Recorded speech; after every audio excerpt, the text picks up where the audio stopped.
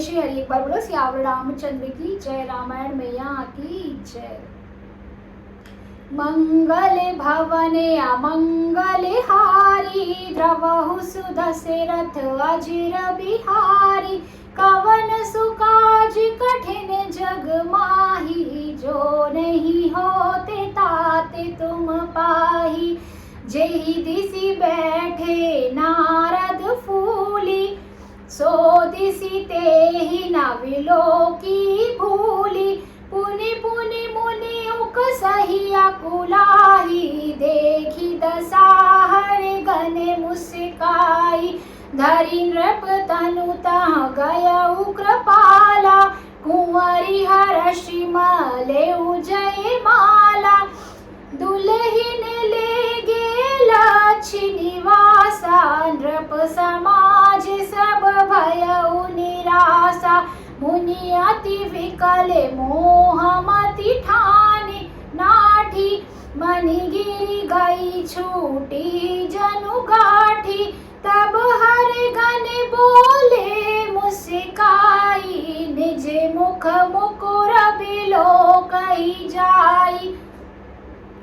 असे कहि दो भाग्य भय भारी, बंदन दीख मुनि बारी निहारी। वेशु बिलोकी क्रोध अति बाढ़ा, तिन्हि सराप दीने अति गाढ़ा।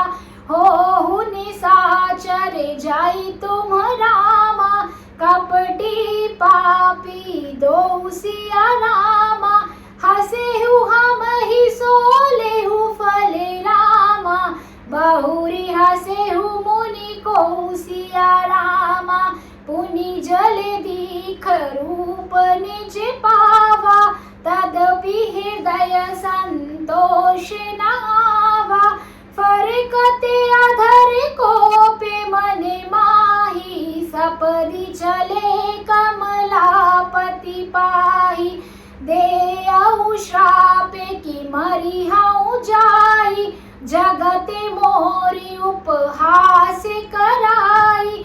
बीचहि पंथ मिले धनुजारी, संगरमा सोई राजकुमारी। बोले मधुर वचन सुरसाई, मुनि कहाँ चले विकल की नाई। सुनत वचन उपजाति क्रोधा, माया बसना रहा मन बोधा। पर संपदा सकहु नहीं देखी, तुमरे ईर्षा कपट विशेषी। मथत सिंधु रुद्रहि बौरायहु, सुरन प्रेरि विष पान करायहु। असुर सुरा विष शंकरी रामा, आपू रमा मनि चारु सिया रामा। स्वार्थ साधक कुटिल तुम रामा, सदा कपट व्यवहारु सिया रामा। दीन दयाल विरधु संभारी, हरहु नाथ मम संकट भारी। कवन सुकाज कठिन जग माही, जो नहीं होते ताते तुम पाही। एक बार बोलो सियावर रामचंद्र की जय, रामायण मैया की जय, वृंदावन कृष्ण चंद्र की जय। बोलो रे भाई सब संतों की जय। आइए अब जानते हैं इसके अर्थ को।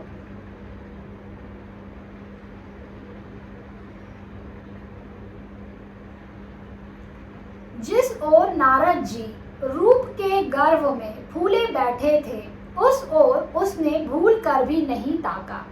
किसने? राजकुमारी जी ने उस तरफ नहीं देखा। नारद मुनि बार बार उचकते और छटपटाते हैं। उनकी दशा देखकर शिव जी के गण मुस्कुराते हैं।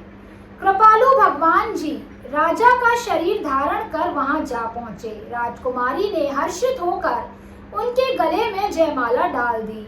लक्ष्मी निवास भगवान दुल्हन को ले गए। सारी राजमंडली निराश हो गई। मोह के कारण मुनि की बुद्धि नष्ट हो गई थी।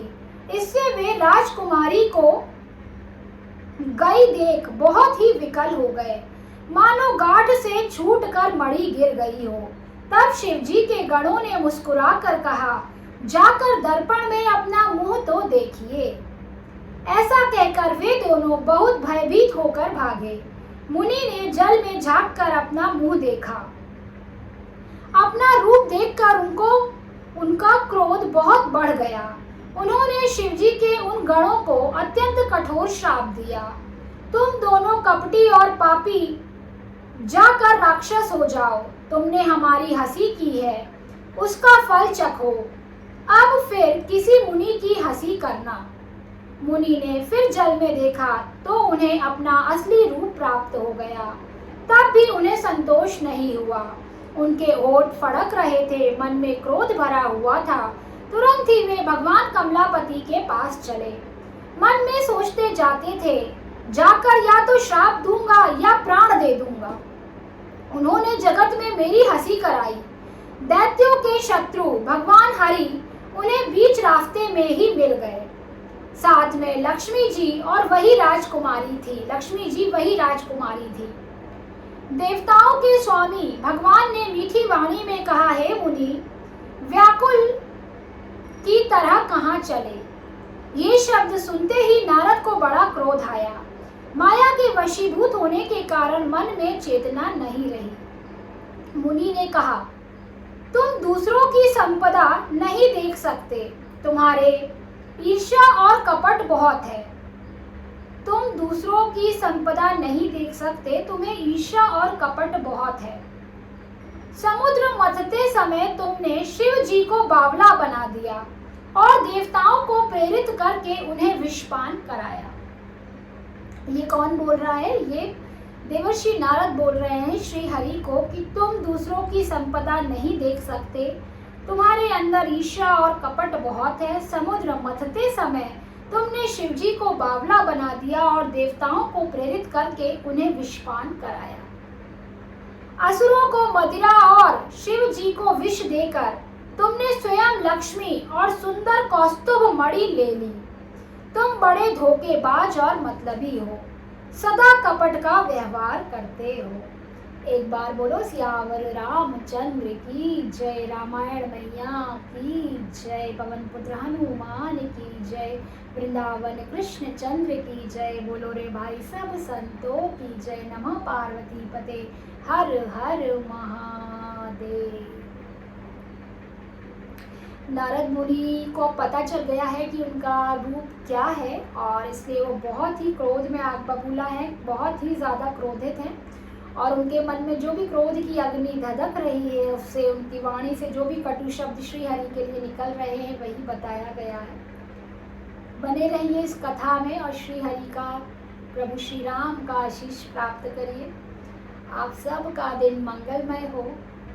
एक बार सभी जोर से बोलेंगे, जय श्री राम, जय श्री राम, जय जय श्री राम।